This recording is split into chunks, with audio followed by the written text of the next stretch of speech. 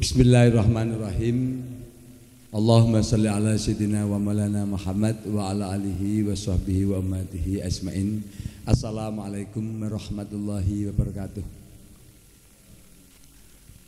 Rabbi zidni ilma warzuqni fahma, Rabbi shrahli sadri wa yassirli amri wahlul 'uqdatam min lisani yafqahu qawli. Amin ya rabbal alamin.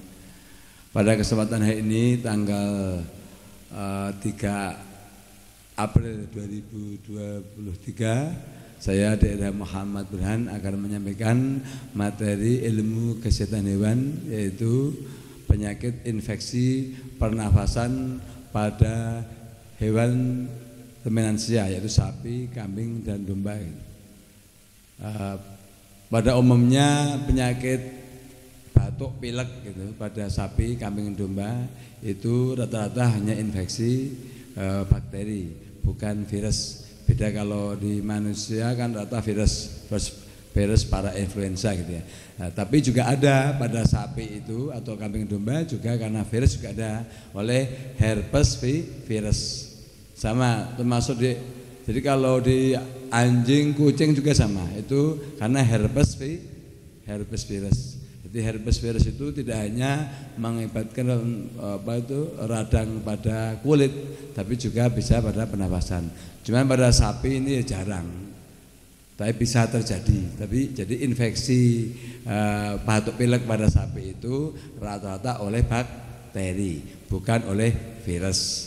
Nah, kalau pada kucing kan sudah jelas awalnya oleh virus, kalisi virus, atau bisa herpes virus, tapi rata-rata di kucing kalisi virus. Nah, kemudian kalau di sapi tadi bisa herpes virus, tapi rata-rata kejadian paling tinggi adalah oleh bakteri. Nah, kalau di herpes virus kalau pada kucing, pada sapi, kambing, domba itu namanya malignan catarrhal fever. Jadi malignan itu artinya ganas, tapi ini jarang. Jadi MCF ini malignan, artinya ganas. Catarrhal fever itu demam. Catarrhal itu mukosa pada mulut. Jadi ini mirip PMK. Kalau tidak tahu mirip PMK, tapi jangan terjadi. Jadi infeksi pernafasan ini oleh herpes virus.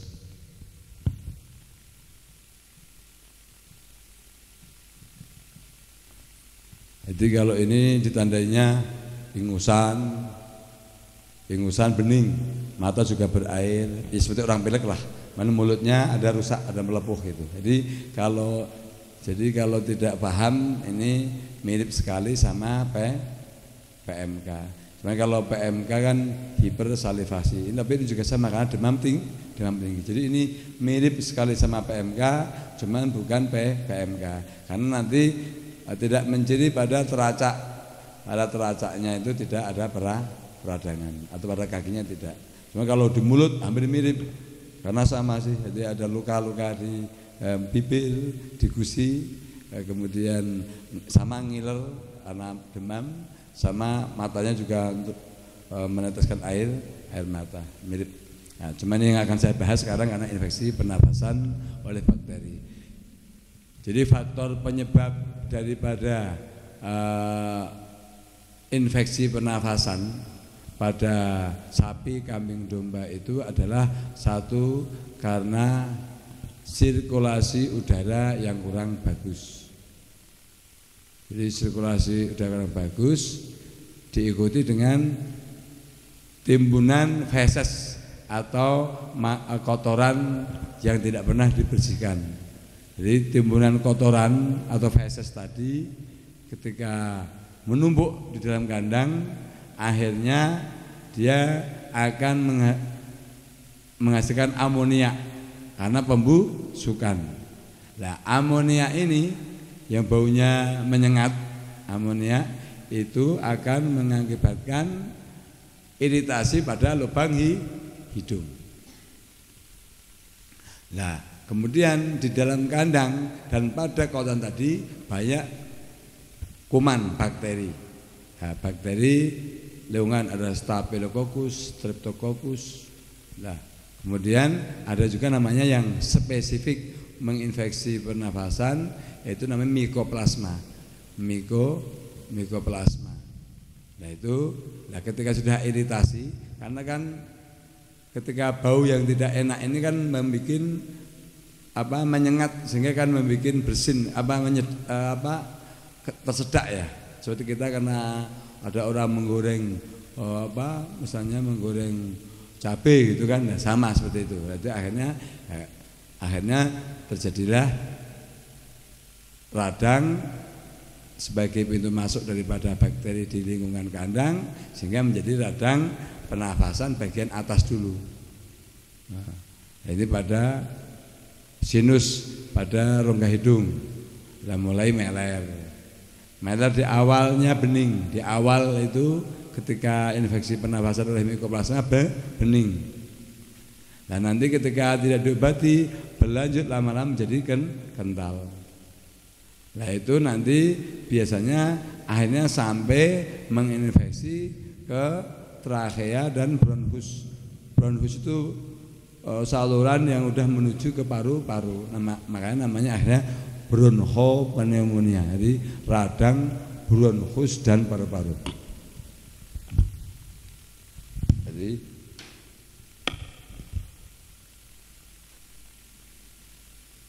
bronchopneumonia.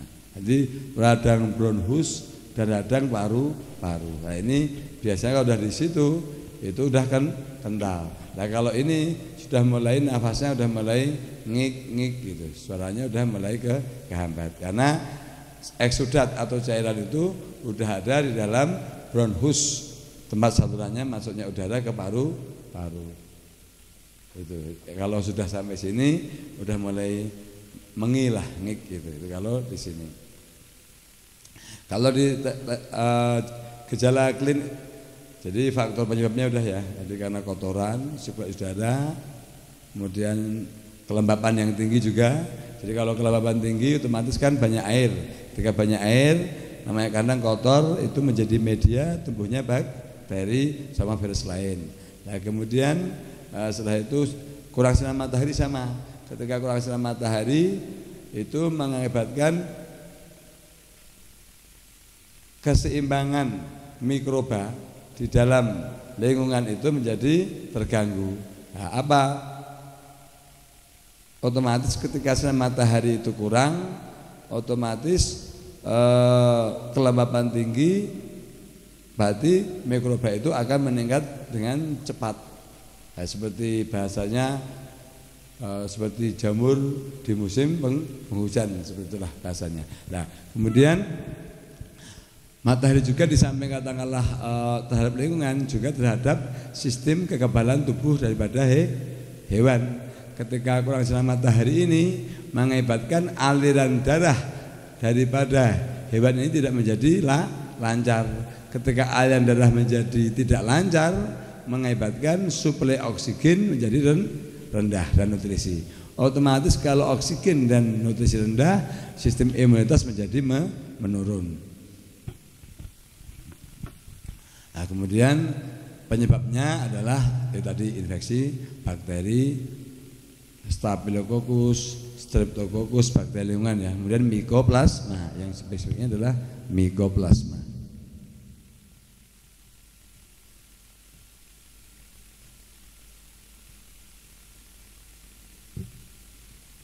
Jadi SW subspesies. Kalau pada sapi namanya Mycoplasma bovis gitu. Mycoplasma. Itu silakan. Jadi penyebabnya adalah Mycoplasma. Dan gejala klinis daripada infeksi saluran pernafasan yang pertama kali adalah pasti bersin. Itu alamiah bersin. Nah, bersin. Kemudian setelah itu keluar leleran bening, awalnya bening dari lubang hidung. Nah, kemudian setelah itu bila nggak diobati lama-lama menjadi kental. Nah, suhu tubuh bisa demam bisa enggak kalau bakteri ini. Tapi kalau pada sapi ini jarang, batuk, pilek, batuk, jadi apa istilahnya infeksi pernafasan ini pada sapi jarang demam. Kecuali itu tadi oleh MDF tadi, malignan catarrh fever. Kalau sama virus ini demam. Karena infeksinya bakteri ini tidak sistemik, hanya lokal pada saluran pernafasan. Tapi kalau virus, contoh herpes virus tadi, itu dia sistemik masuk aliran darah, jadi demam. Jadi makanya masuknya kalau batuk pada sapi ini hanya infeksi lokal pada saluran pernafasan. Seperti orang TBC. Orang TBC itu kan nggak demam, tapi dia radang paru-paru karena kena tuberkulosis. Nah, kemudian ini jarang menimbulkan kematian, tidak menimbulkan kematian. Sesak nafas juga ketika udah kronis. Nah, cuman ketika dibiarkan akan menghambat pertumbuhan. Jadi kalau infeksi pernafasan ini otomatis pertumbuhan terganggu, agak lama-lama menjadi kurus.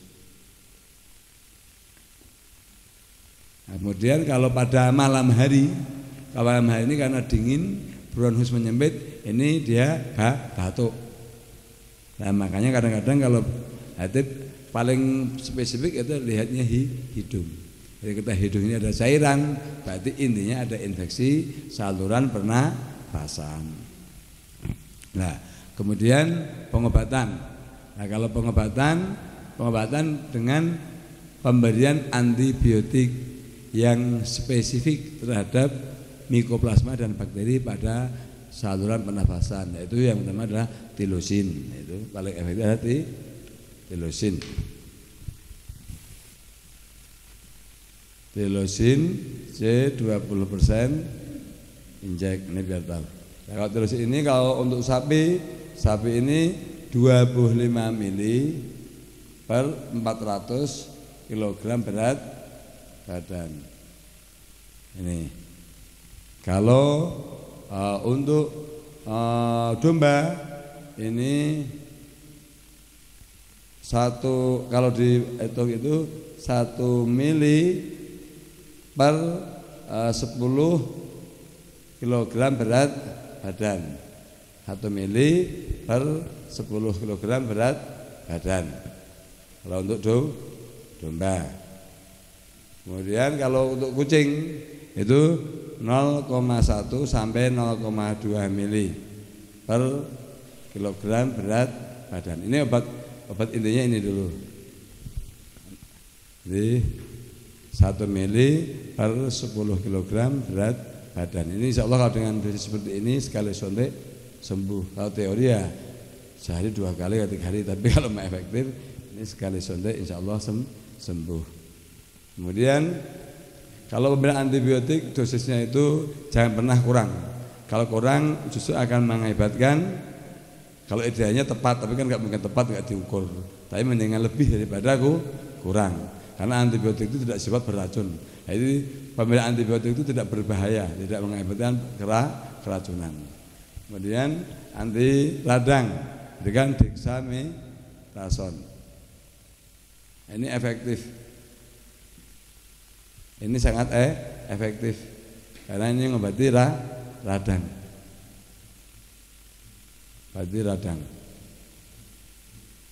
Nah, kalau seandainya kita periksa dengan stetoskop itu terdengar mengguruh gitu, jadi banyak mengandung cairan, ini bisa kita berikan obat untuk mengeluarkan dahaknya itu yang di paru-paru, itu menggunakan Respinal, tapi tidak harus. Tapi kalau sudah parah mending pakai Respinal. Ini Respinal ini cuma dosisnya harus hati-hati. Ini 3,2 kalikan 10. Ini saya hitung dosisnya ya.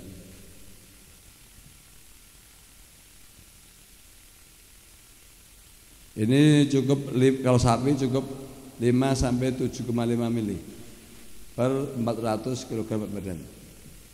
Kalau sapi ini dosisnya harus benar, sangat kecil. Nah, tapi kalau maksimal 10 mili masih berani kalau sapi. Nah, ini untuk mengeluarkan dahak, biar dahaknya keluar jadi cepat longgar, cepat sembuh. Kenapa? Karena dahak ini menjadi media pertumbuhan bakteri. Jadi ini spinal. Nah, kalau untuk kucing ini harus ini harus persis. Ini harus 0,1 mili 0,1 mili per 2 kg berat badan ini. Jadi kalau 1 kilo 0,05 dienjarkan caranya. Caranya dienjarkan. Caranya bagaimana 0,1 ini? Ya, caranya ambil 1 mili itu ditambah 9 mili Aquades. Nah itu kemudian kita kalau untuk atas kita ambil 1 mili, bukan 0,1 lagi. Nah kalau untuk bawah kita ambil 0,5 mili. Jadi dienjarkan 10 kali. Jadi paling aman. Dienjarkan dulu. Kalau obat-obat yang bahaya gitu kita enjarkan, karena takut kebanyakan disebut juga berbahaya. Jadi enjarkan 1 mili tambah 9 mili, suntikkan 1 mili. Nah, kemudian kalau 0,5 mili. Nah, ini dexamethasone sebagai anti radang. Jadi untuk menyembuhkan batuknya, radang paru-paru cepat sembuh. Nah, setiap pemberian antibiotik tetap mau hewan apapun kita memberikan vitamin multivit. Makanya multivit ini harus selalu ada. Terus bagaimana kalau bersin-bersin terus? Nah, itu kalau bersin-bersin terus obatnya penekan batuk itu adalah Mercidril. Ini obat batuk sebenarnya Mercidril ini. Jadi kalau bersin-bersin terus biar berhenti bersihnya obatnya Mercidril. Ini juga obatnya dosisnya juga tidak boleh terlalu banyak. Karena kalau kebanyakan ini mengakibatkan lemes, nanti komplain yang disuntik. Kalau ini dosisnya ini kecil juga ini cuma 0,1 mili per kilogram berat badan. Teman ini kalau kebanyakan hanya lemes, tidak sebahaya itu. Tapi sama resikonya lemes sama ngantuk. Ini cuma 0,1 mili per kilogram berat badan. Kalau 2 kilo harus 0,2. Kalau justru antibiotik, tapi rata-rata orang takutnya antibiotik, padahal enggak. Antibiotik itu obat paling aman. Contoh hamil minum antibiotik juga enggak apa-apa. Tapi kalau minum ini bisa keguguran. Dexa bisa keguguran malahan. Tapi rata-rata aneh di manusia itu obat yang diwanti-wanti selalu antibiotik. Padahal yang bahaya mah dexamethasone. Itu kan malah kayak dijual bebas tidak Dexa. Kemudian obat batuk itu kan ada yang Benadryl. Oh, itu kan sama ini obatnya ini. Obatnya ada ini. Ini obat-obat kalau lagi hamil, obat-obat batuk, obat panas itu agak bahaya. Lagi hamil yang aman obat panas hanya paracetamol, itu paling aman kalau lagi hamil. Kalau antibiotik lagi hamil yang tidak aman itu hanya 2. Namanya oksitetrasikline, tapi manusia sudah jarang oksitera itu. Tapi bukan berarti keguguran, hanya nanti kalau diberi terus pertumbuhan gigi terhambat. Tapi kan kalau terus menerus, tapi tidak meningkatkan kematian. Tapi yang lain kapan streptosin apa aman semua. Kalau hamil itu tidak, antibiotik tidak berbahaya untuk kehamilan. Yang berbahaya justru obat seperti ini. Kemudian pengobatan itu sudah, kemudian penularan. Tingkat penularannya adalah ya 100%. Dalam satu kandang itu 100% ketika ada yang sakit infeksi pernafasan, semuanya punya potensi tertular. Makanya idenya diisolasi.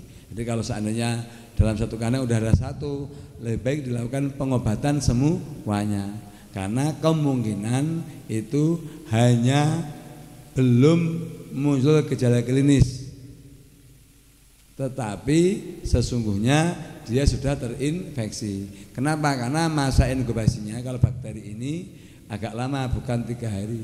Ini infeksinya adalah kurang lebih 7 hari, 7 sampai 14 hari. Jadi contoh katakanlah ada hewan sakit, kemudian yang sehat datang, dia terinfeksi kan, itu nanti akan muncul paling cepat 7 hari.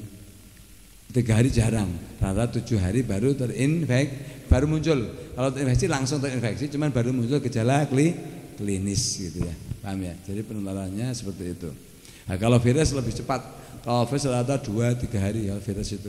Jadi sekarang kita bersinggungan dalam 2-3 hari langsung muncul kalau virus. Contoh tadi yang malignan katakanlah fever tadi yang seperti PMK itu ya sekarang sentuhan 2-3 hari dia akan muncul. Nah kalau untuk kasus yang malignan katakanlah fever tadi, kalau batuk pilek tapi kok sampai panas, matanya juga keluar, itu berarti virus. Nah itu obatnya harus ada kontrakol. Kalau ini enggak ada, karena ini jarang demam.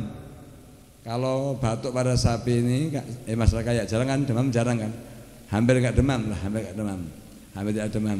Nah, tapi kalau untuk malignan yang tadi, pokoknya gejalanya kan ketika sampai matanya berair, ya seperti orang pilek itulah. Nah itu harus ditambah dengan kontrakol. Itu penurun panas karena bahaya, karena suhunya sampai 40-41 derajat bisa kejang. Justru ini obat penting pada saat infeksi virus. Dan rata-rata kalau infeksi virus sampai lemes, jadi sampai persendian itu gemetaran. Semua flu itu menyerang memang sampai tingkat persendian. Memang flu, makanya kalau orang kena pilek itu ada sampai gemetar, jalan juga ada gimana ya, kayak sempoyongan gitu ya. Itu memang seperti itu. Nah cuman nanti kalau udah menurun, cuman kalau secara kenyataan di lapangan itu hampir semua penyakit virus itu pasti mengakibatkan demam tinggi. Jadi kalau sudah demamnya rendah itu udah mau mati aja rata-rata. Nah, kalau bakteri enggak sedemikiannya. Kalau bakteri, kalau teorinya orang-orang itu, tapi nyatanya kalau bakteri enggak. Kecuali hanya diare lah, tapi diare juga karena ada infeksi virus itu. Tapi rata-rata yang mempunyai demam tinggi itu rata-rata karena virus. PMK juga demam tinggi. Malignan kalau virus juga demam tinggi. Kemudian LSD itu juga demam tinggi. Kemudian BEF juga demam tinggi.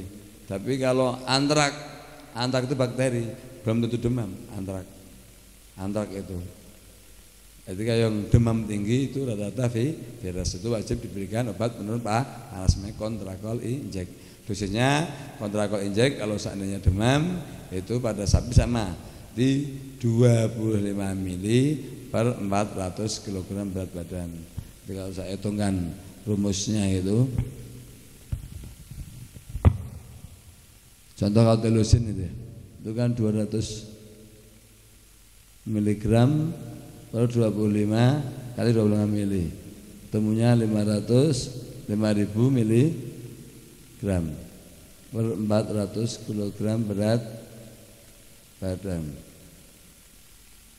Jadi 50 dibagi 4 ketemunya 12,5 ya. Nah, ini dosis paling aman. Jadi dosisnya berarti ini bisa 20 sampai 25. Tapi kalau saya ambilnya rata di 25.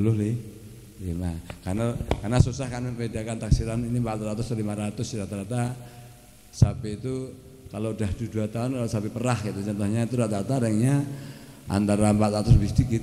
Karena kalau di bawah 400 itu rata-rata di umur 1,5 tahun. Rata-rata yang perkiraan orang tua 400 itu sebenarnya sudah mau 500 ya Mas ya. Itu real. Biarpun sapi yang kecil juga, contoh model sapi Bali gitu, kalau sudah dewasa gitu kelihatannya kecil gitu, tapi ya dia bobotnya nyampe 400, makanya saya cari amannya di 25. Sapi FH aja lah, sapi FH itu tetap kalau udah satu tahun lebih 400 sudah rata udah lebih, rata besar. Jadi 375 itu kecil lah kelihatan masih itu. Jadi sapi itu pandangan mata menipu itu, karena memang luar biasa. Makanya kemarin yang untuk korban itu masyarakat di atas 500 itu, di atas 500 itu seperti itu. Nah, mungkin demikian kuliah hal penyakit infeksi pernafasan atau radang paru-paru atau pneumonia pada sapi kami domba kami sampaikan, semoga bermanfaat bagi tim tenaga medis untuk bisa membantu masyarakat peternak khususnya di Indonesia. Billahi taufiq hidayah. Wassalamualaikum warahmatullahi wabarakatuh.